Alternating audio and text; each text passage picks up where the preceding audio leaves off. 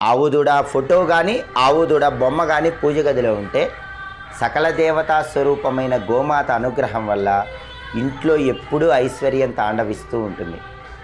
అలాగే పూజ గదిలో చిన్న ఛత్రం ఉంటే చాలా మంచిది. ఛత్రము అంటే గొడుగు అని అర్థం.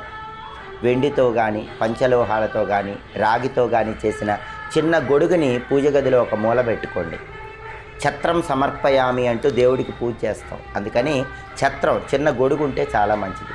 అలాగే చామరం అంటే పూజ పూర్తయిన తర్వాత ఇలా భగవంతుడికి ఉపచారం చేస్తాం. చామరంతో ఇలా వీస్తాం, దాన్ని చామరం అంటారు. చిన్న చామరం పూజ గదిలో ఉంటే చాలా మంచిది. అలాగే పూజ గదిలో పసుపు గవ్వలుంటే అద్భుత ఫలితాలు కలుగుతాయి. గవ్వలను మీరు వెనక్కి తిప్పి చూసినప్పుడు పసుపు రంగులో కనిపిస్తే వాటిని పసుపు గవ్వలు అంటారు. పసుపు గవ్వలు లక్ష్మీదేవికి చాలా ఇష్టం. ఏ ఇంట్లో అయితే పూజ గదిలో ఒక 9